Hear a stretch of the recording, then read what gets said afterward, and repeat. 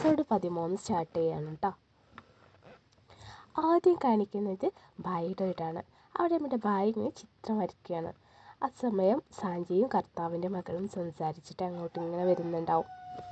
അത് കണ്ട ഭായി അവരോട് ചോദിക്കും, നിങ്ങളെന്താ എപ്പോഴും ഒരുമിച്ച് നടക്കുന്നത്? അപ്പോൾ കർത്താവിൻ്റെ മകൾ പറയും, സാഞ്ചിക്ക് ഹീറോയുടെ വീട്ടിൽ തങ്ങാൻ കഴിയില്ല, അതിനാൽ ഞാൻ അവളെ ഇങ്ങോട്ട് കൂട്ടിക്കൊണ്ടുവന്നു. ഒപ്പം എന്നെ കേസിൽ സഹായിക്കുകയും ചെയ്യാലോ. അപ്പോൾ ഭായി സന്തോഷിക്കും. സാഞ്ചി പറയും, ഇല്ല ഇല്ല, ഞാനിവിടെ താമസിക്കില്ല, നിങ്ങൾക്ക് ഞാനൊരു ബുദ്ധിമുട്ടുണ്ടാക്കില്ല. അപ്പോൾ ഭായി പറയും, എനിക്കൊരു ബുദ്ധിമുട്ടുമില്ല, പരിചാരകരോട് കിഴക്കേറ്റത്തുള്ള മുറി ഏർപ്പാടാക്കുമെന്ന് ഭായി പറയും.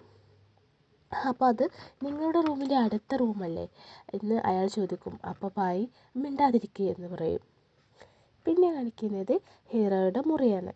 ഹീറോയുടെ മുറിയിൽ അക്യൂപഞ്ചർ ചികിത്സയുടെ ഭാഗമായുള്ള ചെറിയ മുട്ടുസൂചി പോലത്തെ ആണി ഉണ്ടാവുമല്ലോ, അത് ഹീറോയുടെ നെറ്റിയിലുണ്ടാവും. അത് അവൻ്റെ കാമുകി ഊരും. അപ്പോൾ നമ്മുടെ ഹീറോ പെട്ടെന്ന് ഉണരും. അച്ഛൻ, എൻ്റെ മകൻ ഉണർന്നു, ദൈവമേ നന്ദി എന്നൊക്കെ പറയും. സാഞ്ചി എവിടെ എന്ന് അവൻ ചോദിക്കും. അവൻ്റെ കാമുകി പറയും, അവൻ ഇവിടെ ഇല്ല, ഇപ്പോൾ നിനക്ക് ആവശ്യം നല്ല റെസ്റ്റാണ്. ഹീറോ പറയും, ഇല്ല, ഞാൻ അവളുടെ സൗണ്ട് ഇപ്പോൾ കേട്ടല്ലോ, ഞാൻ ഇവിടെ നിന്നെ പരിപാലിക്കുകയാണ്, അവളിവിടെ വന്നിട്ടില്ല എന്ന് കാമുകി പറയും. ഞാൻ ക്ഷീണിതനാണ്, എനിക്ക് ഉറങ്ങണം എന്ന് പറഞ്ഞ് അവൻ ഉറങ്ങും. ഇതേ സമയം നമ്മുടെ സാഞ്ചി ഹീറോയുടെ വീട്ടിൽ മരുന്നുകൾ ഉണ്ടാക്കുന്ന തിരക്കിലായിരിക്കും. ഉറക്കമൊഴിച്ച് അവൾ മരുന്നുകൾ കത്തിക്കുകയും ശ്രദ്ധിക്കുകയും ഒക്കെ ചെയ്യും. ആ മരുന്ന് തയ്യാറാക്കി വേലക്കാരി കൊടുക്കാൻ നേരം അവൾ ഒരുപാട് പ്രാവശ്യം പറയും, ഇത് ചൂടോടെ തന്നെ അവന് കൊടുക്കണം. അപ്പോൾ വേലക്കാരി പറയും, ഇത് നിങ്ങൾ ഒരുപാട് തവണ പറഞ്ഞതല്ലേ. പിന്നീട് ആ മരുന്ന് അവൻ്റെ കാമുകി അവന് കൊടുക്കും. അവൻ പറയും, ഞാൻ കുട്ടിയല്ല, എനിക്ക് ഓരോ തവണയും ഇങ്ങനെ മരുന്ന് തരണ്ട എന്നവൻ പറയും. എന്നിട്ട് ഒറ്റയ്ക്ക് മരുന്ന് കുടിക്കും. അവൾ പറയും, എനിക്കിപ്പോഴും നീ ചെറിയ രോഗിയാണ്, നിനക്കിപ്പോൾ എങ്ങനെയുണ്ട്, നിന്നെ നടക്കാൻ ഞാൻ സഹായിക്കണ്ടേ എന്ന് പറയും. അവൻ വേണ്ട എന്ന് പറയും. അപ്പോൾ അവളുടെ മുഖം അങ്ങനെ വാടും. അപ്പോൾ അവൻ പറയും, ഞാൻ ഉദ്ദേശിച്ചത് നിനക്ക് ക്ലിനിക്കിൽ പോകാനില്ലേ എന്നാണ്. അപ്പോൾ അവൾ പറയും, നിനക്ക് മരുന്നുകളൊക്കെ തിളപ്പിക്കണ്ടേ, നിൻ്റെ കാര്യങ്ങൾ ശ്രദ്ധിക്കണ്ടേ, ഇപ്പോൾ ഞാൻ പോകുന്നില്ല എന്ന് അവൾ പറയും. അവൻ ചോദിക്കും, സാഞ്ചി എന്താ എന്നെ കാണാൻ വരാത്തത്? അവൾ പറയും, നിങ്ങളുടെ കോമയ്ക്ക് ശേഷം അവൾ എൻ്റെ അടുത്ത് വന്നിരുന്നു, അവൾ എന്നോട് നിങ്ങളെ പരിപാലിക്കണം എന്ന് പറഞ്ഞിട്ടുണ്ടായിരുന്നു, എന്നിട്ട് അവൾ ഭായിയുടെ വീട്ടിലേക്ക് പോയി. അത് അസാധ്യമാണ്, അങ്ങനെയൊന്നും എങ്ങനെ സംഭവിച്ചു എന്നമ്മ പറയും. കാമുകി പറയും, അതെ, അവൾ ദയുള്ളവളാണ്, എന്നാലും അവൾ ഒറ്റ പ്രാവശ്യം പോലും നിങ്ങളെ കാണാൻ വരാതിരുന്നത് എന്താ? നിങ്ങൾ രോഗിയായിരിക്കുമ്പോൾ ഒരുപക്ഷെ പ്രധാനപ്പെട്ട എന്തെങ്കിലും ഉണ്ടായിരിക്കാം എന്ന് കാമുകി പറയും. ഞാൻ ക്ഷീണിതനാണ് എന്ന് പറഞ്ഞ് അവൻ കണ്ണുപൂട്ടി കിടക്കും. പിന്നെ കാണിക്കുന്നത് ഭായിയുടെ വീടാണ്. അവിടെ കർത്താവിൻ്റെ മകൾ അവളുടെ മുറിയിൽ പല സ്ഥലങ്ങളും ഇങ്ങനെ പരിശോധിക്കും കേട്ടോ. അപ്പോൾ ആരെങ്കിലും ഉണ്ടോ എന്നറിയാൻ വേണ്ടി അവൾ ചെക്ക് ചെയ്യണം, പക്ഷെ വാതിൽ കുറ്റിയിടാൻ മറക്കും. എന്നിട്ട് അവൾ ഒരു പെട്ടിയുടെ മുകളിൽ ചിത്രം വരയ്ക്കാൻ തുടങ്ങും ഭായിയുടെ. അപ്പോൾ ആ പേപ്പർ നമ്മുടെ സാഞ്ചി വാങ്ങും. അവൾ നാണം കൊണ്ട് മുഖം പൊത്തും. നീ എങ്ങനെ ഇവിടെ വന്നു എന്ന് അവൾ ചോദിക്കും. അപ്പോൾ സാഞ്ചി പറയും, വാതിലൂടെ. കർത്താവിൻ്റെ മകൾ പറയും, ഞാൻ ജനൽ പൂട്ടി കട്ടലിനടിയിൽ പരിശോധിച്ചു, പക്ഷേ വാതിൽ പൂട്ടാൻ മറന്നു. സാഞ്ചി ആ പേപ്പർ നോക്കും, എന്നിട്ട് ഞെട്ടും. മിസ്റ്റർ ഭായി? അവൾ പറയും, എനിക്ക് പെയിൻറ് ചെയ്യാൻ ആഗ്രഹമുണ്ടായിരുന്നു, അവൻ പ്രാക്ടീസ് ചെയ്യുന്നത് ഞാൻ കണ്ടു, അങ്ങനെ അവൻ എന്നെ വരച്ചു. അപ്പോൾ സാഞ്ചി അവളെ പിടിച്ച് കൊണ്ടുപോയി അവിടെ ഇരുത്തും. കർത്താവിൻ്റെ മകൾ ചോദിക്കും, നീ എന്താണ് ചെയ്യുന്നത്? അപ്പോൾ സാഞ്ചി ചോദിക്കും, നീ എവിടെയാണ് അവനെ കണ്ടത്? അപ്പോൾ അവൾ പറയും, അവൻ്റെ മുറിയിൽ വാതിലിനടുത്ത്. പിന്നെ അവളിങ്ങനെ കണ്ട സീൻ ഇങ്ങനെ കാണിക്കുകയാണ് കേട്ടോ. കർത്താവിൻ്റെ മകൾ ഇങ്ങനെ വരാന്തയിലൂടെ നടക്കുമ്പോൾ വാതിലിനുള്ളിലൂടെ അവൾ നോക്കും. അപ്പോൾ ഭായി അവിടെ പ്രാക്ടീസ് ചെയ്യുന്നത് അവൾ കാണും. എന്നിട്ട് അവൾ പറയും, അവൻ വേവിച്ച ചിക്കൻ പോലെയായിരുന്നു, കാണാനൊരു സുഖവും ഉണ്ടായിരുന്നില്ല. സാഞ്ചി പറയും, പക്ഷേ നിങ്ങൾ ഭായിയെ വരച്ചപ്പോൾ കടുവയെ പോലെയാണല്ലോ. അപ്പോൾ എനിക്ക് അവനോട് സഹതാപം തോന്നി, ഞാൻ അവനെ ഭംഗിയാക്കി എന്ന് ഭർത്താവിൻ്റെ മകൾ പറയും. അത് സാഞ്ചി ചോദിക്കും, അവൻ്റെ അരയിൽ എന്തെങ്കിലും ജന്മചിഹ്നമുണ്ടോ? കർത്താവിൻ്റെ മകൾ ഇല്ല എന്ന് പറയും. അപ്പോൾ സാഞ്ചി, അത് അസാധ്യമാണല്ലോ, നിങ്ങൾ ഒന്നുകൂടി ഒന്ന് ആലോചിച്ച് നോക്ക്, തീജ്വാല പോലെയുള്ള ചുവപ്പ് നിറം. അപ്പോൾ കർത്താവിൻ്റെ മകൾ പറയും, ഇല്ല, എനിക്ക് ഉറപ്പാണ്. അപ്പോൾ സാഞ്ചി എണീറ്റ് എന്നിട്ട് പഴയ കാര്യങ്ങളൊക്കെ ഇങ്ങനെ ഓർക്കും. ഭായി അവളോട് ഇതെൻ്റെ പട്ടമാണ് എന്ന് പറഞ്ഞതും അവൻ എൻ്റെ സഹോദരനല്ല. പക്ഷേ അവൻ എങ്ങനെ അറിഞ്ഞു ഈ സിമ്പിൾ? ആ ചിത്രം ഉണ്ടല്ലോ പട്ടത്തുമ്മ ഉണ്ടായിരുന്നില്ല, അതാണ് കേട്ടോ സിമ്പിൾ കൊണ്ട് ഉദ്ദേശിച്ചത്. അവൻ 10 വയസ്സുള്ളപ്പോൾ ഒരാളെ പ്രണയിച്ചിരുന്നു എന്ന് പറഞ്ഞിരുന്ന ആ സീൻ ഇങ്ങനെ കാണിക്കും.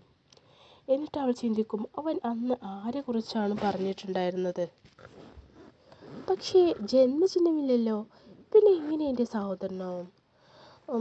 ആരെയാണ് ഞാൻ അന്വേഷിക്കുന്നത്? ഇവനാണോ എന്ന് പറഞ്ഞ് അവൾ ഹീറോ ഇങ്ങനെ ആലോചിക്കും. എന്നിട്ട് അവൾ വേഗം ആ ചിന്തകളൊക്കെ ഒഴിവാക്കും. അപ്പോൾ കർത്താവിൻ്റെ മോൾ പറയും, നിങ്ങൾ എന്നോട് എന്തൊക്കെയോ ചോദിച്ചല്ലോ, നിങ്ങൾക്ക് ഭായിയെ ഇഷ്ടമാണോ? അപ്പോൾ സാഞ്ചി പറയും, ഇല്ല, എനിക്ക് അവനെ സഹോദരനെ പോലെയാണ്, നിങ്ങളെപ്പോലെ എന്ന് പറയും. അത് സാഞ്ചി പറയും, വടക്കേ തെക്കൻ നഗരങ്ങളിലെ പെൺകുട്ടികൾക്ക് മിസ്റ്റർ ഭായ് വളരെ സുന്ദരനാണ്. ധാരാളം ചെറുപ്പക്കാരായ പെൺകുട്ടികൾ അവനെ വിവാഹം കഴിക്കാൻ ആഗ്രഹിക്കുന്നു.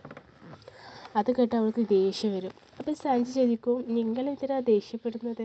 അപ്പോൾ അവൾ, ഇല്ലല്ലോ, ഞാൻ ദേഷ്യപ്പെട്ടിട്ടില്ലല്ലോ എന്ന് പറയും. ഞാനാണ് ഇവിടെ ജനിച്ചതെങ്കിൽ എൻ്റെ പിന്നാലെയും പെൺകുട്ടികളുണ്ടായിരുന്നു. എനിക്ക് അവനെ ഇഷ്ടമില്ല, അവനെ ആരും നോക്കുക പോലും ഉണ്ടാവില്ല എന്ന് പറയും. അപ്പോൾ സാഞ്ചി ചിരിക്കും. നീ എന്തിനാണ് ചിരിക്കുന്നത് എന്ന് കർത്താവിനെ മോൾ ചോദിക്കും. അപ്പോൾ സഞ്ജി ചോദിക്കും, പിന്നെ നിങ്ങളിങ്ങനെ അപ്പോൾ നിങ്ങൾക്ക് അവനെ ഇഷ്ടമല്ലേ? അവനോട് നിങ്ങളെങ്ങനെ വഴക്കുണ്ടാക്കും, യുദ്ധം ചെയ്യും? അപ്പോൾ അവൾ പറയും, ഞാൻ അവനോട് യുദ്ധം ചെയ്യും, വഴക്കിടുകയൊക്കെ ചെയ്യും. പിന്നീട് കാണിക്കുന്നത് മിസ്റ്റർ ഭായ് ചിത്രം വരക്കുന്നതാണ്. അപ്പോൾ ഒരു കാർഡാരോ അങ്ങോട്ട് എറിയും. അവൻ അർദ്ധരാത്രി ക്ഷണക്കത്തോ സാഞ്ചിയാവുമോ എന്ന് പറഞ്ഞ് ആ കാർഡ് എടുത്ത് തുറന്നു നോക്കും. നാളെ വടക്കൻ നഗരത്തിൻ്റെ ഗ്രാമപ്രദേശങ്ങളിലെ കാഴ്ചകൾ കാണാൻ ഞാൻ നിങ്ങളെ ആത്മാർത്ഥമായിട്ട് ക്ഷണിക്കുന്നു എന്നായിരിക്കും ആ കത്തിലുണ്ടാവുക. ഞാൻ ഒരിക്കലും ഒഴിവാക്കില്ല സാഞ്ചിയുടെ ക്ഷണം എന്നവൻ പറഞ്ഞ് സന്തോഷിക്കും. പിന്നീട് കാണിക്കുന്നത് ഭായി ഒരു ഗാർഡനിൽ നിൽക്കുന്നതാണ്, സാഞ്ചിയെയും കാത്ത്. അപ്പോൾ അവിടേക്ക് കർത്താവിൻ്റെ മകൾ വരും. അവൾ അവൻ്റെ പിറകിൽ നിന്നും തോണ്ടും. അവൻ ചിരിച്ച സാഞ്ചി എന്ന് പറഞ്ഞ് തിരിഞ്ഞു നോക്കും. നീ എന്താ ഇവിടെ, സാഞ്ചി എവിടെ എന്ന് കർത്താവിൻ്റെ മകളോട് ചോദിക്കും. അവൾ നിങ്ങൾക്ക് കത്തയച്ചില്ലേ, വെല്ലുവിളിയായി യുദ്ധം ചെയ്യും എന്നൊക്കെ പറഞ്ഞിട്ട് അവൻ പറയും, എന്ത്, സാഞ്ചി എവിടെ? കർത്താവിൻ്റെ മകൾ പറയും, ഈ നാട്ടിൻ പ്രദേശങ്ങളൊക്കെ എന്ത് സുന്ദരമാണ്, ബായ് ഒരൊറ്റ പോക്ക് പോവും. അവൾ പറയും, പതുക്കെ പോവും, ഞാനൊരു മൃഗമല്ല. അവൻ പറയും, നമുക്ക് പോകാം, അല്ലെങ്കിൽ സാഞ്ചി നമുക്കായി കാത്തിരിക്കും. അവൾ പറയും, എന്തൊരു നല്ല സൺസെറ്റ്, ഞാൻ ഇതുവരെ സൺസെറ്റ് കണ്ടിട്ടില്ല, അച്ഛൻ പുറത്ത് പോകാൻ അനുവദിക്കാറില്ല. പിന്നീട് ഇവിടെ പൂമ്പാറ്റകളുണ്ട് എന്ന് പറഞ്ഞ് അവൾ അതിനെ കയ്യിൽ വെച്ചിട്ട് ഭായിയുടെ മുഖത്തോട്ട് നോക്കും. ഭായി തിരിച്ച് അവളെയും നോക്കും. പിന്നീട് കാണിക്കുന്നത് കർത്താവിൻ്റെ മകളുടെ റൂമാണ്. അപ്പോൾ സാഞ്ചി ചോദിക്കും, എന്തായി പോയിട്ട്? അവൾ പറയും, ഞങ്ങൾ സൺസെറ്റ് ആസ്വദിച്ചു. സാഞ്ചി ചോദിക്കും, നിങ്ങൾ യുദ്ധം ചെയ്തോ? അവൾ പറയും, ഇല്ല, ഒരാൾ തെളിവിനില്ലല്ലോ, നീ എന്താ വരാതിരുന്നത്? അപ്പോൾ സാഞ്ചി പറയും, അതിനാൽ നിങ്ങൾ അവനെ ഇഷ്ടപ്പെടുന്നു. കർത്താവിൻ്റെ മകൾ പറയും, ഇല്ല, അത് അസാധ്യമാണ്, ഞാനൊരാണല്ലേ. അപ്പോൾ സാഞ്ചി പറയും, വേഷം കെട്ട് ഒഴിവാക്ക്. അപ്പോൾ കർത്താവിൻ്റെ മകൾ ചോദിക്കും, നിങ്ങൾക്കറിയാമായിരുന്നോ? അപ്പോൾ സാഞ്ചി പറയും, പണ്ടേ എനിക്കറിയാമായിരുന്നു. എങ്ങനെയെന്ന് കർത്താവിൻ്റെ മകൾ ചോദിക്കും. അപ്പോൾ അവൾ പറയും, നദിക്കരയിൽ വീണപ്പോൾ പായ് കുളിച്ചപ്പോൾ ഞാൻ കണ്ടു. അപ്പോൾ അവൾ, എത്ര ലജ്ജാകരമാണ് എന്ന് പറഞ്ഞ് അവിടെ മാറുന്നത് മറക്കൂട്ടോ. അപ്പോൾ ഇത് വായിക്കറിയാമോ എന്ന് അവൾ ചോദിക്കും. അപ്പോൾ സാഞ്ചി പറയുമില്ല. അപ്പോൾ സാഞ്ചി ചോദിക്കും, എന്നാലും കർത്താവ് ഒരു സ്ത്രീയായി നിങ്ങളെ എങ്ങനെ നിയോഗിച്ചു? അപ്പോൾ അവൾ പറയും, കർത്താവ് എൻ്റെ അച്ഛനാണ്. അപ്പോൾ സാഞ്ചി എന്ത് എന്ന് പറഞ്ഞ് ഞെട്ടും. എന്നിട്ട് ഞാൻ പിന്നെ വരാമെന്ന് പറഞ്ഞു പോകാനൊരുങ്ങും. അപ്പോൾ കർത്താവിൻ്റെ മകൾ സാഞ്ചിയുടെ കൈ പിടിച്ചിരുത്തിയിട്ട് പറയും, അവളുടെ ശരിയായ പേര് വിളിക്കും, ടിയാൻ സാഞ്ചി. അപ്പോൾ ജിങ്സി എന്ന ഐഡിയയിലാണല്ലോ അവൾ അറിയപ്പെടുന്നത്. എല്ലാവരും അവളെ ജിങ്സി എന്നാണ് വിളിക്കുന്നത് സാഞ്ചിയെ. പക്ഷേ അവൾക്ക് മനസ്സിലാവും അവളുടെ പേര്. അപ്പോൾ സത്യത്തിൽ നിങ്ങൾ ആരാണെന്ന് എനിക്കറിയാം, എൻ്റെ അനിയത്തി എന്നവൾ പറയും. അപ്പോൾ എൻ്റെ സഹോദരൻ ഷിഫാൻ ഗ്രാമത്തിൽ നിന്ന് വിവാഹം കഴിക്കാൻ നിന്ന പെൺകുട്ടിയല്ലേ നിങ്ങൾ? അത് നിങ്ങൾക്ക് എങ്ങനെ മനസ്സിലായി എന്ന് സാഞ്ചി ചോദിക്കും. നിന്നെ ആദ്യമായി വേഷമറിഞ്ഞ പരിചയപ്പെട്ടപ്പോൾ നീ നിൻ്റെ അമ്മാവനുമായി എന്നൊക്കെ പറഞ്ഞിട്ടുണ്ടായിരുന്നല്ലോ. അപ്പോൾ യഥാർത്ഥത്തിൽ നിങ്ങളുടെ മാതാപിതാക്കളാണല്ലേ അത്? എന്തുകൊണ്ടാണ് നിങ്ങളത് വെളിപ്പെടുത്താതിരുന്നത് എന്ന് സാഞ്ചി ചോദിക്കും. എന്തെങ്കിലും കാരണമുണ്ടാവും എന്ന് ഞാൻ കരുതി എന്ന് കർത്താവിൻ്റെ മകൾ പറയും. നിങ്ങൾ വളരെ ദയയുള്ള ആളാണ്. അപ്പോൾ സഞ്ജു പറയും നിങ്ങളും ദയയുള്ളവളാണ്. കർത്താവിൻ്റെ മകൾ ചോദിക്കും ഒരുപാട് പെൺകുട്ടികൾ എൻ്റെ സഹോദരന് ഒത്തുപോകാൻ ആഗ്രഹിക്കുന്നു. പക്ഷേ നിങ്ങൾ എന്താണ് അത് നിരസിച്ചത്? വിവാഹത്തിൽ നിന്ന് എന്താണ് ഒളിച്ചത്? നിങ്ങൾക്ക് യുവതി ആവണ്ടേ? എൻ്റെ സഹോദരൻ കർത്താവായിരിക്കും. അപ്പോൾ സാഞ്ചി പറയും ഞാൻ കണ്ടിട്ടില്ലാത്ത യുവപ്രഭു, ഞാൻ സ്നേഹിക്കുന്ന ആളെയല്ല, ഞാൻ ഇഷ്ടപ്പെടുന്ന ആളെ ഞാൻ പിന്തുടരുന്നു. കൊള്ളാം, എൻ്റെ സഹോദരനും ഇതാഗ്രഹിക്കുന്നില്ല വിവാഹം കഴിക്കാൻ. നിങ്ങളുടെ ഇതേ കാരണത്താൽ ഞാൻ ഇഷ്ടപ്പെടുന്ന ആളെ പിന്തുടരും എന്നാണ് അവനും പറഞ്ഞത് എന്ന് കർത്താവിൻ്റെ മകൾ പറയും. ഞാൻ വീട്ടിലേക്ക് പോകുമ്പോൾ നീ മരിച്ചു എന്ന് ഞാൻ പറയും എന്ന് കർത്താവിൻ്റെ മകൾ പറയും. അപ്പോൾ സാഞ്ചി അവളെ കെട്ടിപ്പിടിച്ച് നീ ദയയുള്ളവളാണ്, നിന്നെയും ഭാര്യയെയും ഒരുമിപ്പിക്കാൻ ഞാൻ ഹെൽപ്പ് ചെയ്യാം എന്നൊക്കെ പറയും. പിന്നീട് കാണിക്കുന്നത് മിസ്റ്റർ ബായ് ചിന്തിച്ചിരിക്കുന്നതാണ്. എന്താണ് അവൾ വരാതിരുന്നത് എന്ന് വിചാരിച്ചിട്ട്. അപ്പോൾ അവിടേക്ക് സാഞ്ചി വരും. നീ എന്താ വരാതിരുന്നത് എന്ന് ബായ് ചോദിക്കും. അപ്പോൾ അവൾ പറയും ഞാൻ നിങ്ങളുടെ കൂടെ പോരാൻ വന്നതാണ്, പക്ഷേ അടിയന്തരമായി മജിസ്ട്രേറ്റിൻ്റെ കാര്യങ്ങൾ എനിക്ക് ചെയ്യാനുണ്ടായിരുന്നു, സോറി എന്ന് പറയും. അപ്പോൾ ഭായ് പറയും അത് കുഴപ്പമില്ല, പൊതു കാര്യങ്ങൾക്കാണ് നമ്മൾ ആദ്യം ശ്രദ്ധ കൊടുക്കേണ്ടത്, നമുക്ക് പൂക്കളെ ആസ്വദിക്കാം എന്ന് ഭായ് അവളോട് പറയും. അപ്പോൾ അവൾ പൂക്കളോ, ഞാൻ ഇത് തികച്ചും ഇഷ്ടപ്പെടുന്നു, ഞാൻ അവളോട് പറയട്ടെ എന്ന് പറഞ്ഞിട്ട് അവൾ ഓടിപ്പോവും. പിന്നീട് കാണിക്കുന്നത് മിസ്റ്റർ ബായ് സാഞ്ചിയെ കാത്തിരിക്കുന്നതാണ്. അവിടേക്ക് കർത്താവിൻ്റെ മകൾ വരും. അവൾ അവനെ തോണ്ടും. അവൻ സന്തോഷത്തോടെ തിരിഞ്ഞു നോക്കും. നീ എന്താ ഇവിടെ, സാഞ്ചി ഇവിടെ, അവൾ വരില്ലേ? അവൾക്ക് പെട്ടെന്ന് MLA കേസ് അന്വേഷിക്കേണ്ടി വന്നു, അതുകൊണ്ട് ഞാൻ ഒറ്റയ്ക്ക് ഇവിടെ എത്തി. അപ്പോൾ ശരി, വഴി മാറ് എന്ന് പറഞ്ഞ് അവൻ പെട്ടെന്ന് പോവും. അപ്പോൾ അവൾ ചോദിക്കും നീ പോവുകയാണോ? ഞാൻ സാഞ്ചിയോട് വാഗ്ദാനം ചെയ്തു ഇവിടുത്തെ പ്രകൃതി ഭംഗി വരക്കാമെന്ന്. അവൾ എന്ന് കർത്താവിൻ്റെ മകൾ പറയും. ഞാൻ ഒറ്റയ്ക്ക് ഇവിടുത്തെ പ്രകൃതി ഭംഗിയൊക്കെ അവളെ വരച്ച് അമ്പരിപ്പിക്കും എന്ന് കർത്താവിൻ്റെ മകൾ പറയും. അങ്ങനെ അവർ രണ്ടുപേരും ചിത്രങ്ങൾ വരയ്ക്കാൻ തുടങ്ങും. അവളുടെ വര ആദ്യം കഴിയും. എന്നിട്ട് അവൻ്റെ വര കണ്ടിട്ട് അവൾ പറയും നിങ്ങൾ വരയ്ക്കാൻ മിടുക്കനാണല്ലോ, അപ്പം നിങ്ങളോട് കാണാൻ ധൈര്യമുണ്ടോ എന്ന് ഭായ് അവളോട് ചോദിക്കും. നിങ്ങളുടെ ഡ്രോയിങ് കാണിക്കാൻ ധൈര്യമുണ്ടോ എന്ന്. അപ്പോൾ അവൾ കാണിച്ച് കൊടുക്കും അവളുടേത്. ഓക്കെ, ഇത് ഹീറോയുടെ ഡ്രോയിങ് പോലെ സാമ്യമുണ്ട് എന്ന് ഭായ് പറയും. ഹീറോയുടെ ഡ്രോയിങ് അത്ര ഭംഗിയില്ല കേട്ടോ, അതുകൊണ്ടാണ് അങ്ങനെ ഭായ് സൂചിപ്പിച്ചത്. അപ്പോൾ കർത്താവിൻ്റെ മകൾ പറയും എൻ്റെ ഡ്രോയിങ് ഹീറോയേക്കാൾ ബെറ്ററാണ്, നിൻ്റേതാണ് മോശം എന്ന് പറഞ്ഞ് അവൻ്റെ ചിത്രത്തിൽ അവൾ വരക്കും. ഭായിക്ക് ദേഷ്യം വരും. നിനക്ക് ഇങ്ങനെ ധൈര്യം വന്നു എൻ്റെ ചിത്രത്തിൽ വരയ്ക്കാൻ എന്ന് പറഞ്ഞ് അവളുടെ ചിത്രത്തിൽ അവനും വരക്കും. അത് കണ്ടിട്ട് അവൾക്കും ദേഷ്യം വരും. അങ്ങനെ അവർ നിന്നോട് ഞാൻ ക്ഷമിക്കില്ല എന്നൊക്കെ പറഞ്ഞിട്ട് അവളുടെ പെയിൻറ്റിങ് ബ്രഷ് എടുത്തിട്ട് അവനെ അടിക്കാൻ ഒരുങ്ങും. ഭായ് അത് പിടിച്ച് തടയും. അപ്പോൾ ഭായിയുടെ മുഖത്ത് കറുപ്പ് കളറാവും. അവൾ കളിയാക്കി ചിരിക്കും. പിന്നീട് കാണിക്കുന്നത് ഭായിയുടെ വീടാണ്. അവിടെ ഭായിയുടെ അച്ഛനെ കാണാൻ ഒരാൾ വന്നിട്ടുണ്ടാവും. അയാളുമായിട്ട് ഇങ്ങനെ സംസാരിക്കുകയായിരിക്കും. അപ്പോൾ നിങ്ങളുടെ വടക്കൻ ഭാഗത്തെ ജനങ്ങൾ സമാധാനത്തിലും സന്തോഷത്തിലുമാണ് കഴിയുന്നത്, നിങ്ങളുടെ മകൻ മികച്ചതാണ്, അവനിവിടെ, എനിക്ക് അവനെ കാണണം എന്നൊക്കെ പറയും. അപ്പോൾ അവൻ്റെ അച്ഛൻ പറയും അവൻ സ്കെച്ച് ചെയ്യാൻ പോയതാണ്, വരാനുള്ള സമയമായിട്ടുണ്ട്. അപ്പോഴാണ് അങ്ങോട്ട് ഭായിയും കർത്താവിൻ്റെ മകളും വരുന്നത്. അയാൾ കാണും കേട്ടോ, വന്ന ആൾ അവരിങ്ങനെ വരുന്നത്. അപ്പോൾ അയാൾ ചോദിക്കും ആ ചെറുപ്പക്കാരേതാ, വൃത്തികെട്ട മനുഷ്യൻ, നിങ്ങളുടെ മകൻ അതിലില്ലല്ലോ എന്നയാൾ ചോദിക്കും. അപ്പോൾ അച്ഛൻ ഇല്ല എന്ന് പറയുന്നതും ഭായ് അച്ഛനെ അച്ഛാ എന്ന് വിളിക്കുന്നതും ഒപ്പമായിരിക്കും. അപ്പോൾ അച്ഛൻ വിഷയം മാറ്റാനായിട്ട് പല കാര്യങ്ങളും പറയും. എന്നിട്ട് കൈ കൊണ്ട് ഇങ്ങനെ ആംഗ്യം കാണിക്കും അവരോട് പോകാൻ വേണ്ടിയിട്ട്. അപ്പോൾ അവർ പോകാനൊരുങ്ങുമ്പോൾ രണ്ടാളിങ്ങനെ കൂട്ടിമുട്ടും കേട്ടോ. എന്നിട്ട് അതിൽ അങ്ങോട്ടും ഇങ്ങോട്ടും വഴക്കും അടിയും ഉണ്ടാക്കും. പിന്നീട് കാണിക്കുന്നത് ഭായിയും കർത്താവിൻ്റെ മകളും പാലത്തിൻ്റെ അടുത്ത് ഇങ്ങനെ സംസാരിക്കുകയും പാട്ട് പാടുകയൊക്കെ ചെയ്യുന്നതാണ്. ആ സമയം ഭായ് അവളെ ഇങ്ങനെ ശ്രദ്ധിക്കും. എന്നിട്ട് ഇവൻ നല്ല സ്വാധീനമുള്ള കുടുംബത്തിലെ ആളാണെന്ന് തോന്നുന്നു, ഡ്രോയിങ് മികച്ചതാണ് എന്നൊക്കെ ഇങ്ങനെ കരുതും. പിന്നീട് കർത്താവിൻ്റെ മകളുടെ മുറിയിൽ സാഞ്ചിയും അവളും സംസാരിക്കുകയാണ്. അവൾ പറയും ഞാൻ വീട്ടിലേക്ക് പോവുകയാണ്, അച്ഛൻ്റെയും സഹോദരൻ്റെയും അടുത്തേക്ക്, ഞാൻ നിങ്ങളെ പറയില്ല എന്നവൾ പറയും. അപ്പോൾ സാഞ്ചി നീ നല്ല സുഹൃത്താണ് എന്ന് പറയും. ഈ കർത്താവിൻ്റെ മകളെ പേര് റുയായ എന്നാണ് കേട്ടോ. അപ്പോൾ റുയായ പറയും ഞാൻ വരുന്നത് വരെ നീ അവനെ ശ്രദ്ധിക്കണം. പിന്നീട് നമ്മുടെ ഭായി വാതിലിൽ മുട്ടും, റുയായുടെ വാതിലിന്. അപ്പോൾ സാഞ്ചി പിറകിൽ നിന്നും അവനെ തോണ്ടും. എന്നിട്ട് അവൾ ചോദിക്കും നിങ്ങൾക്ക് റുയായെ കാണണോ? അപ്പോൾ ഭായ് ചോദിക്കും നീ അവനെ കണ്ടിരുന്നോ? അവനെ കുറച്ച് ദിവസമായി കാണുന്നില്ല. അപ്പോൾ സാഞ്ചി പറയും ഞാനെയും അവനെ കണ്ടിട്ടില്ല.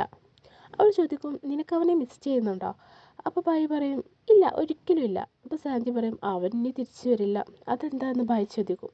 ഇവിടെ ഒരു കുഴപ്പവുമില്ല, അതിനാൽ കേസൊന്നും അന്വേഷിക്കേണ്ട ആവശ്യമില്ല എന്ന് പറയും. അങ്ങനെ മിസ്റ്റർ ഭായ് അവിടുത്തെ ഭടനോട് അവിടെ തീയിടാൻ ആവശ്യപ്പെടും. എന്നിട്ട് ഭായ് മനസ്സിൽ കരുതും തീയിട്ടാൽ കേസായല്ലോ, അപ്പോൾ റിയായ വരും. അപ്പോൾ തീയിട്ടു, അവൻ എന്താ വരാത്തത് എന്ന് ഭായ് ഇങ്ങനെ ചിന്തിക്കും. അവൻ പോയിട്ട് 4 ദിവസമായി. എനിക്ക് എന്താണ് പറ്റിയത്? അവൻ പോയതിന് ഞാനെന്തിന് അസ്വസ്ഥനാവണം? ദിവസം ഇനിയിരിക്കണം. ഞാൻ പ്രണയിക്കുന്നുണ്ടോ എന്നൊക്കെ ഇങ്ങനെ ചിന്തിക്കും. പിന്നീട് കാണിക്കുന്നത് ഭായ് ലൈബ്രറിയിൽ ഒരു പുസ്തകം എടുക്കുന്നതാണ്. അവൻ്റെ റൂമിലെത്തി അവൻ എല്ലായിടത്തും നോക്കും ആരെങ്കിലും ഉണ്ടോ എന്ന്. ആരുമില്ല എന്ന് ഉറപ്പ് വരുത്തിയ ശേഷം അവൻ ആ പുസ്തകം തുറക്കും. അതൊരു സ്ത്രീകളുടെ അശ്ലീല ചിത്രമുള്ള പുസ്തകമായിരിക്കും. അത് അവൻ തുറന്നതും ഹീറോ ആ ബുക്ക് ഒരൊറ്റ വലിക്കും. അവനാകെ മുഖം പൊത്തും നാണം കൊണ്ട്. നീ എങ്ങനെ ഇവിടേക്ക് കയറി എന്ന് ഭായ് ചോദിക്കും. അപ്പോൾ അവൻ പറയും വാതിലിലൂടെ.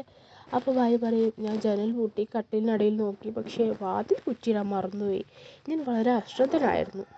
അവൻ പറയും ഇത് പഴയതാണല്ലോ, ഞാൻ പുതിയൊരെണ്ണം നിനക്ക് തരാം. നീ ആരെ വേണമെങ്കിലും പ്രണയിച്ചു, പക്ഷേ എൻ്റെ സാഞ്ചിയെ പ്രണയിച്ചാൽ നിന്നെ കൊല്ലും എന്നവൻ പറയും. അപ്പോൾ അവൻ തീർച്ചയായും എന്ന് പറയും. നിങ്ങൾക്ക് സുഖമായോ എന്ന് നിങ്ങൾ എന്താ ഇവിടേക്ക് വന്നത് എന്ന് ചോദിക്കും. എന്നിട്ട് അവൻ അവളെ വിളിക്കും സാഞ്ചി. അപ്പോൾ അവൻ അവളുടെ റൂമിൻ്റെ വാതിൽ മുട്ടി നീ ആദ്യം വാതിൽ തുറക്കുക എന്ന് പറയും.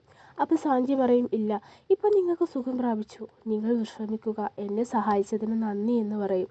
നീ എന്തുകൊണ്ടാണ് ഈ ദിവസങ്ങളിൽ എൻ്റെ അടുത്തേക്ക് വരാതിരുന്നത് എന്ന് അവൻ ചോദിക്കും. നീ ഉറപ്പ് വരുത്തേണ്ടേ ഞാൻ വ്യക്തിപരമായി സുഖം പ്രാപിച്ചോ ഇല്ലേ എന്ന് അവൻ ചോദിക്കും. അപ്പോൾ സാഞ്ചി വാതിലിൻ്റെ അടുത്തിരുന്ന് പോകൂ, നീ ഒരിക്കലും എൻ്റെ അടുത്തേക്ക് വരരുത് എന്ന് പറയും. നിങ്ങൾ എന്താണ് എന്നെ പരിപാലിക്കാത്തത് എന്ന് ഹീറോ ചോദിക്കും. നീ എന്നെ നന്നായി പരിപാലിക്കുന്ന ആളുടെ അടുത്തേക്ക് പോവുക, അവളാണ് നല്ലത്, നിങ്ങളുടെ കാമുകിയുടെ അടുത്തേക്ക് നിങ്ങൾ പോകണം, എൻ്റെ അടുത്തേക്ക് വരരുത് എന്ന് അവൾ പറയും. നിന്നെ എനിക്കിഷ്ടമാണ്, നീ എൻ്റെ അടുത്തേക്ക് വാ, വാതിൽ തുറക്കുക എന്ന് ഹീറോ പറഞ്ഞ് വാതിലിങ്ങനെ മുട്ടും. അപ്പോൾ അവൾ പറയും നിങ്ങൾ എന്നെ നിർബന്ധിച്ചാൽ ഞാൻ ഇവിടെ നിന്നും പോവാം. അപ്പോൾ അവൻ ഓക്കെ എന്ന് പറഞ്ഞ് അവൻ പോവും. അങ്ങനെ അവൾ ടേബിളിലിരുന്ന് ഒരു ചെറിയ സഞ്ചി എടുത്ത് നോക്കും. എന്നിട്ട് 30 ദിവസമായി എന്ന് പറയും. ഇതോടുകൂടി എപ്പിസോഡ് കഴിഞ്ഞു കേട്ടോ.